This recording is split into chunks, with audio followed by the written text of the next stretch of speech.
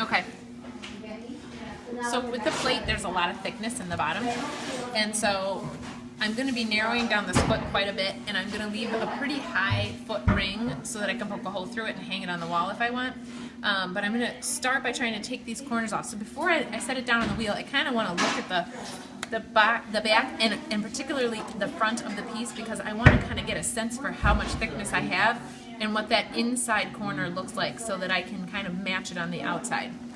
So once I kind of get a visual there, I'm going to set it down, and like I said, I like to use this back grabber thing because for low and shallow things like plates and bowls, it grabs it really nicely. Do you have a question?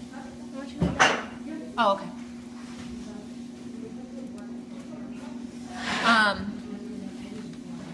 And wow, I just got really lucky because I set it down like dead on center. That never happens, so let's just pretend it didn't happen and I'll knock it off a little bit. There's a couple ways you can center. One thing, and what I like to do, is more of a tap centering thing, where I kind of just feel where it hits my thumb, and then I try to push it away. So if I kind of, you have to have a little bit of rhythm here to kind of figure out where that's going to be. And then I'm going to, the smallest movements you can imagine. You can't even probably see me moving it because it does not take much. The other thing you can do is you can use your pin tool and actually make a mark on the side. So if I brace my hand like this and I make a mark, everywhere the pin tool hits I know is closer to me, so I can find the ends of those lines. And so that would be like the middle of the ends of those lines would be there, so I would push away just a little bit like that. And once I spin it and my pedal's a little sticky, and my finger hits pretty evenly all the way around, I'm ready to go. I don't care if the lip of the piece is centered. It's the foot I'm trimming, so it's the foot that I care that's centered. So try to focus on this part, and if this part looks off, don't worry about it. Alright, so then when I'm trimming, I like one of these loop tools. And when I refer to the different parts, I look at this like it's a foot. So I call this the toe, the sole, and then the heel of the foot. And when I start, I'm always going to start at the thickest part right here, and I'm going to use the heel of the foot to kind of remove that chunk and narrow down the foot, or the part of the foot ring that's going to touch the table. Alright. As scary as it is, you do want to go fast when you're trimming. Man, this pedal's really sticky. You do want to go pretty fast when you're trimming. Low, shallow, it's scary because your pot can fly off the wheel. So I always keep one hand on top, just in case. I probably won't save the pot, but I might save the person sitting next to me. So, if you notice, I've still got my elbows in. I'm very, very braced. I sometimes use the splash pan as a brace. These fingers are just staying on top, and I'm going to use that heel, and I'm going to dig in to that corner, and I'm going to define the area, which is going to be the foot ring, and then the rest is going to kind of blend into the lip of the piece. So I'm going to dig all that thickness out of there. Now, how do you know when it's hard enough or soft enough to trim? Mine is a little bit on the soft side right now. Ideally, what you want is the clay to not stick to the tool. Mine is sticking just a little bit. So the perfect situation is that I would be trimming like this, and those little ribbons of clay just kind of fall away. So it kind of works. So I'm a little bit on the soft side, but it's not too bad. Alright, so I'm taking all this thickness out first. The next thing I'm going to do is I'm going to work on this area right here and make this make more sense in terms of shape. And again, I stick with my heel on this because there's a lot of thickness to remove, and I'm trying to remove a lot of clay. So I'm really just kind of blending this line and making it look a little bit more natural.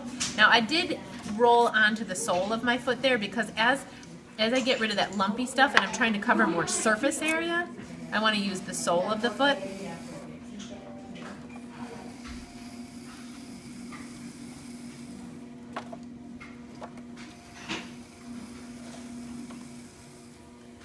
to kind of make that blend a little bit easier. All right, the next thing I'm going to do is I'm going to use the toe, and I'm going to define basically the area that's going to be the ridge and the area that's going to be the recessed area. Now, your foot ring does not have to be wide for it to be stable, okay? Just has to be flat. So I'm going to start with it about 1/4 of an inch, and I probably from there I'm even going to narrow it down.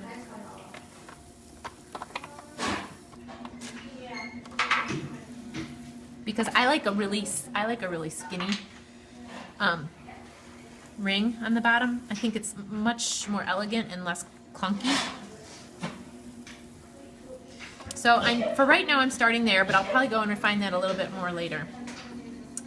Now I'm going to start removing all this thickness here to make this recess. Now, the plate is like the #1 form that cracks in the kiln, and you get these things called S-cracks because you get this S pattern cracking right through the center. So when I'm trimming a plate, the first layer that I remove the whole thing. But after that, I like to leave just a little area right there, which I call a button of thickness, so that it reinforces that spot, and it's hopefully less likely to get a crack in it. The first pass, I'm going to remove the whole thing because I never want anything in this area to be the same height as this. I want all of this to be lower than this so that all the weight rests on this foot ring. You can go from the inside out. If you get carried away or you're not braced and you're scared, you can nick your foot ring. So you may want to, as you're starting, go from the outside and work your way in.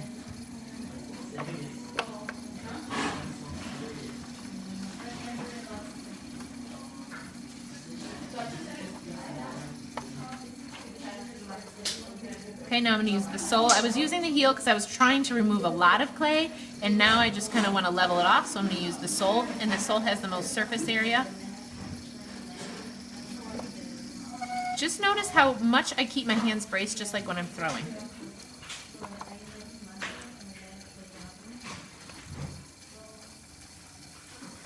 All right, so for my next pass, I'm going to start leaving a little bit more thickness. I'm not going to dig into this spot right here. I'm just going to remove this section here. So again, I'm going to go back to either my toe or my heel.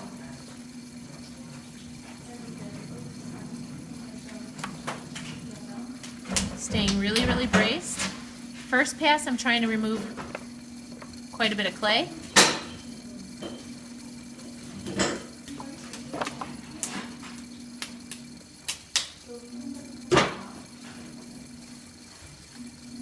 Second pass, I'm trying to kind of level it all out. You ready, Dakota? Yep. Okay, I'll be right there. You're next.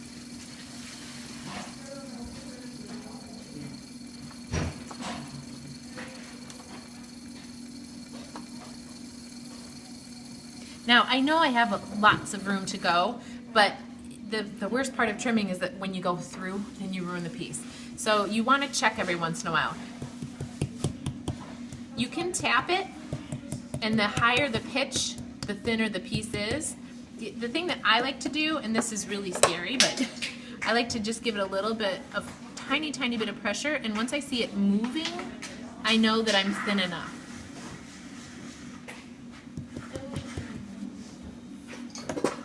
Actually feels pretty thin already.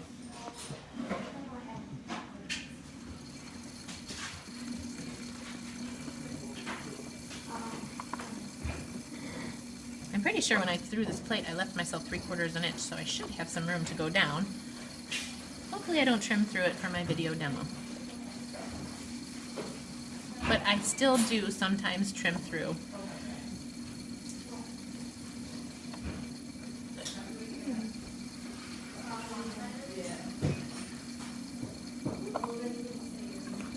The other thing you can do is you can always take the piece off of the wheel, and if it feels heavy, you can recenter it and put it back down. It's kind of the thing where you go, oh, I don't want to do it, but if you do it, it's worthwhile to put it back.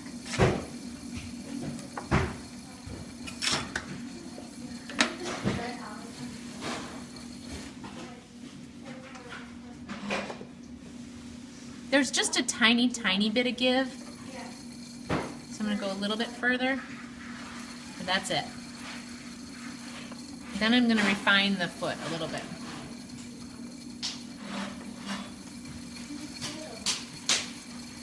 A little faster.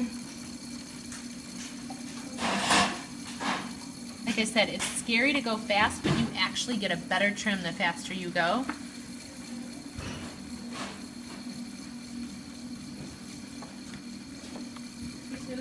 Yes? I have a big problem. Uh-oh. Can you wait just 1 minute? Yeah. Like, are you bleeding? No. Okay, good. Wait 1 minute.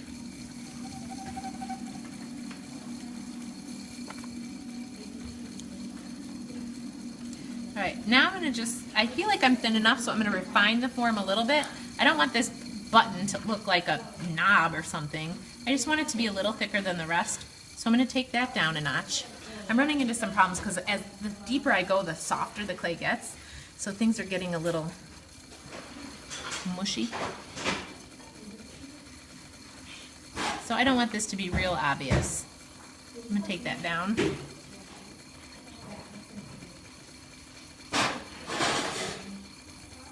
And then I don't like this clunky foot here, so I am going to refine this foot a little bit more. That might mean that I refine the outside.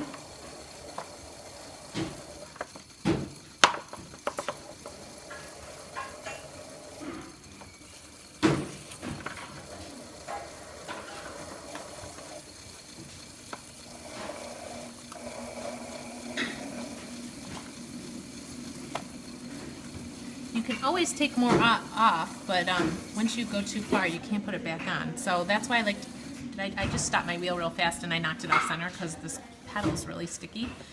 So before I keep going, I gotta recenter that. My goodness. It's horrible. It is really sticky, this pedal. I know, my plate flew off. Really? We'll see what we can do about fixing that for you in a second. Oh, I think my back rubber dried out is what's going on. Let's just see. I've just got the tiniest little bit to go. Okay. So I want to kind of narrow this foot down. And I like it when the foot is a little round. You wouldn't think that you'd want it to be rounded because it's going to sit on a countertop, but it actually makes it much softer to the touch, and it's going to be less likely to scratch your countertop. So I actually like to take, at the very last minute there, I like to take the loop tool and kind of roll it over the edge like this to get rid of any corners.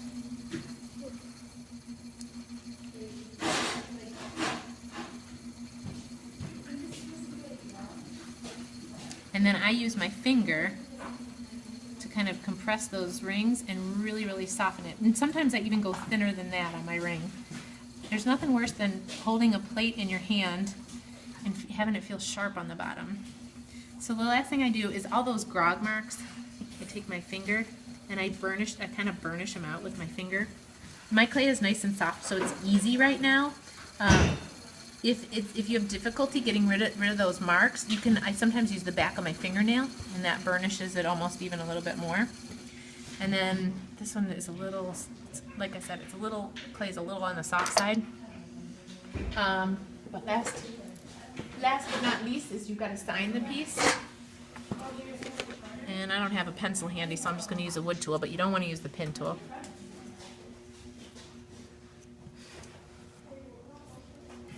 Yeah, it's too soft. I'll go over those edges of my signature later because even those little edges that I kicked up from incising, it'll be sharp. But that's it then. Then you have your plate.